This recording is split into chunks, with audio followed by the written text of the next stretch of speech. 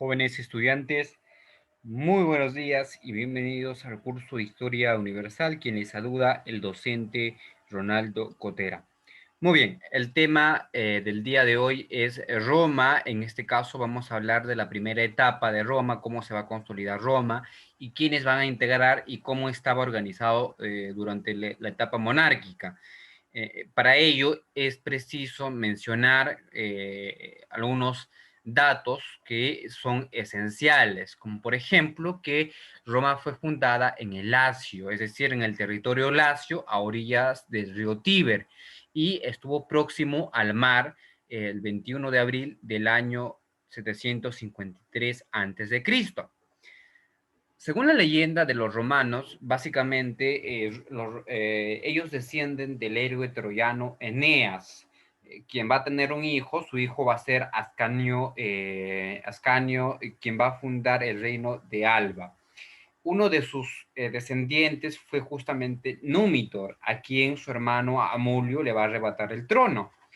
Rea Silva, hija de Númitor, fue consagrada al culto de Vesta y obligada a mantener el celibato, ¿no? El dios Marte se va a enamorar de Rea Silvia, ¿no? De cuya unión nacieron los gemelos Rómulo y Remo.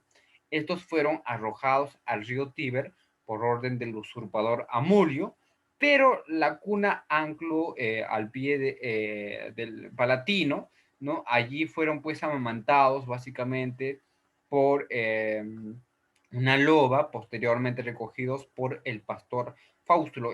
Justamente es la primera imagen que veíamos al inicio de la pantalla, ¿no?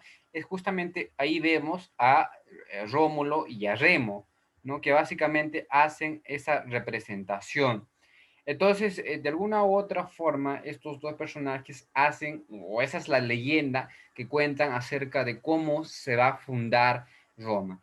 Ahora, ya mayores, Rómulo y Remo descubrieron su origen noble y básicamente lo que hicieron es castigar a Amulio.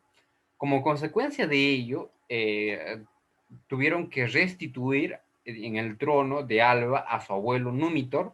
Luego se dirigieron al Palatino a la cabeza de unos aventureros y, consecuencia de ello, fundaron Roma. Es decir, los fundadores de Roma son Rómulo y Remo.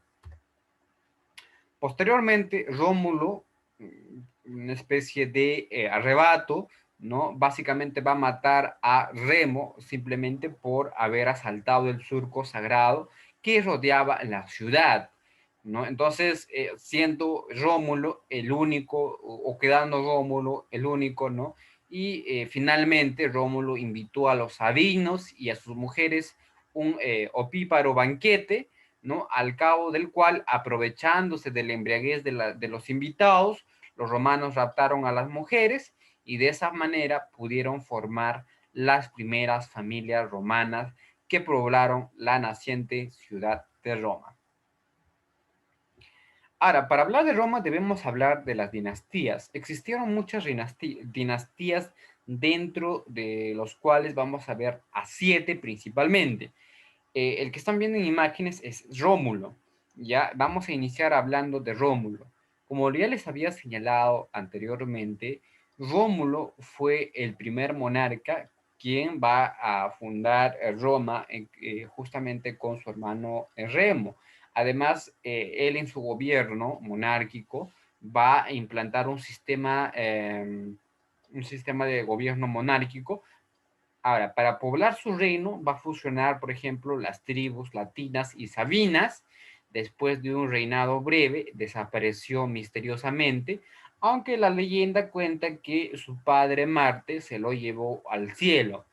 A su muerte fue adorado con el nombre de Quirino. Luego de Rómulo apareció otro emperador romano, que es justamente Tulio Hostilio. Tulio Hostilio básicamente era un rey guerrero, ¿no? Él va a encargarse de organizar de un imbatible ejército con el que va a destruir el reino del Alba y va a convertir a Roma en la primera potencia de Lacio. Consecuencia de ello es que Numa Pompilio, ¿no? Este rey organizó el culto romano, creó las escuelas sacerdotales y mandó a construir el templo de Jano, que permanecía abierto en tiempo de guerra y cerrado en tiempo de paz. Ahora, los otros cuatro son Ancomarcio, conocido también como el rey comerciante. Hay que señalar que este monarca fue un gobernante pacífico que hizo de Roma un centro de intercambio comercial. Además, mandó a construir en la desembocadura del río Tíber el puerto de Ostia para poder incentivar lo que viene a ser justamente el comercio. Posteriormente está Tarquino, Tarquino el Antiguo. Este rey va a consagrar un templo a Júpiter en la cumbre del Capitolio. Además mandó a construir el foro, la cloaca máxima y el circo máximo para los Juegos Populares y donde va a introducir el arte y la religión etrusco en el Imperio Romano. Posteriormente tenemos a otro monarca, que es Servio Tulio. Servio Tulio es un monarca que va a mandar a construir una muralla para que pudiese proteger a la ciudad. Es además conocido como el reformador social, debido a que va a organizar al pueblo en 7 clases sociales, a través del cual él iba acaudalando su fortuna para el pago de impuestos. Y finalmente tenemos a Tarquino el Soberbio. Este rey fue el asesino de su suegro Servio Tulio. Además, era un monarca que era conocido por su tiranía, por ser un personaje bastante déspota, por ser un personaje además abusivo y entregado a los placeres mundanos, ¿no? Por cuya razón se va a ganar la antipatía de la población.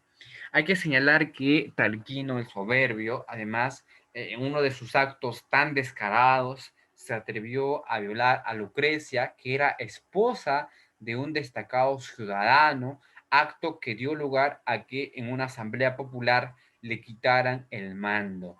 Como consecuencia de lo sucedido y con la aprobación del ejército, se va a cambiar la reforma o la forma de gobierno de una monarquía a una república romana.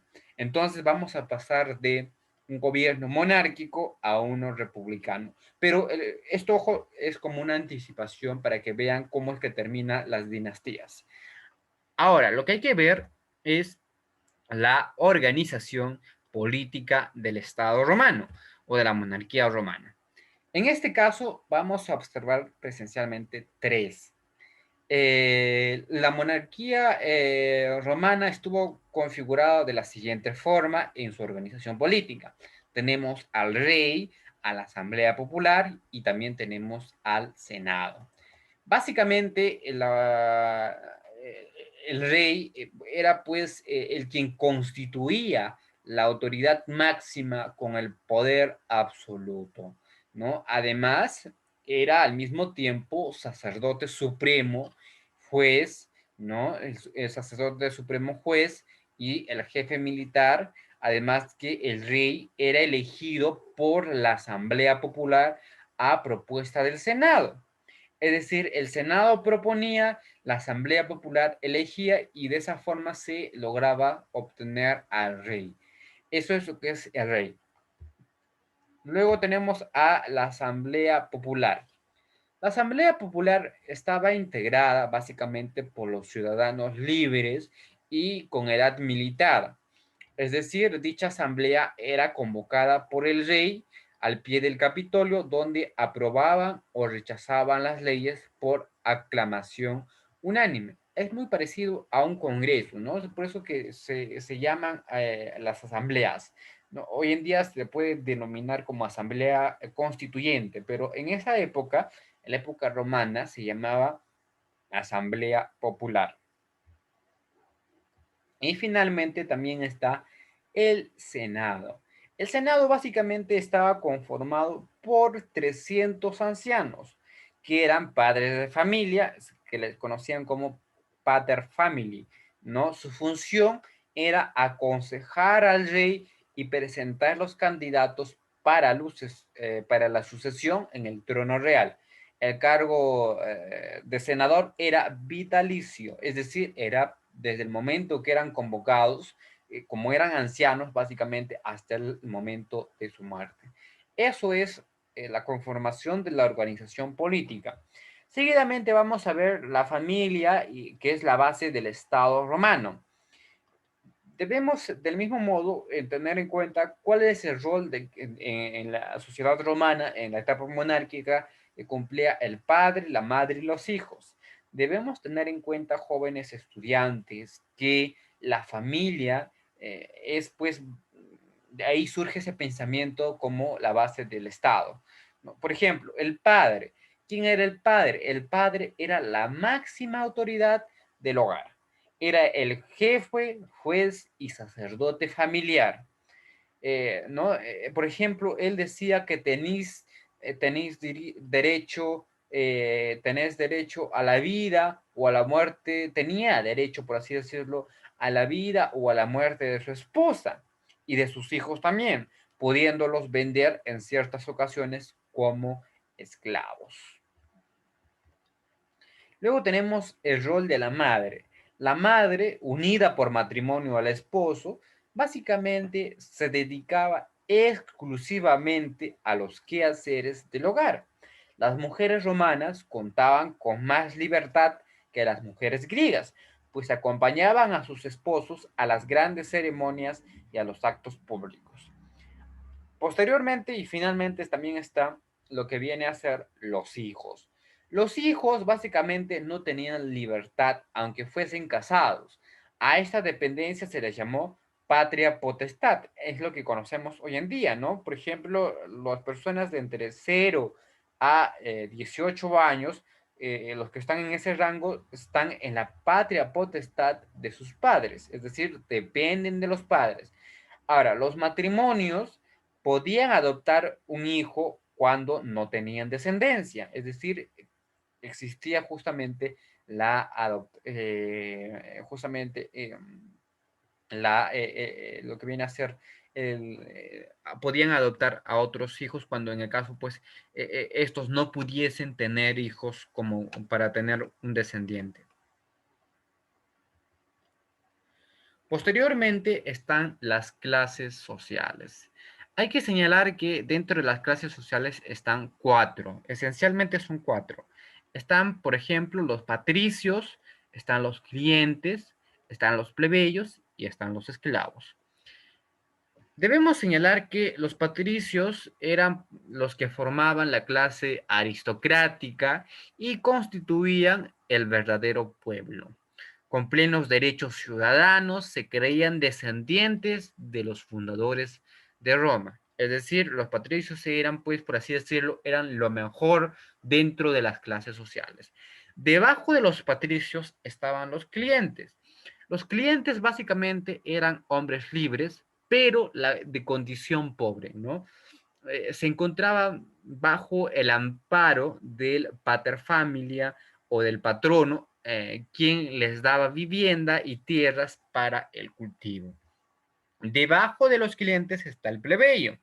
El plebeyo lo conformaban la clase social más numerosa, que estaba integrada por ciudadanos de origen diverso, tales como extranjeros, libertos, vagabundos y habitantes de las ciudades dominadas, ¿no? Entonces, tenemos pues básicamente a los plebeyos como pobres con derechos ciudadanos que estaban limitados.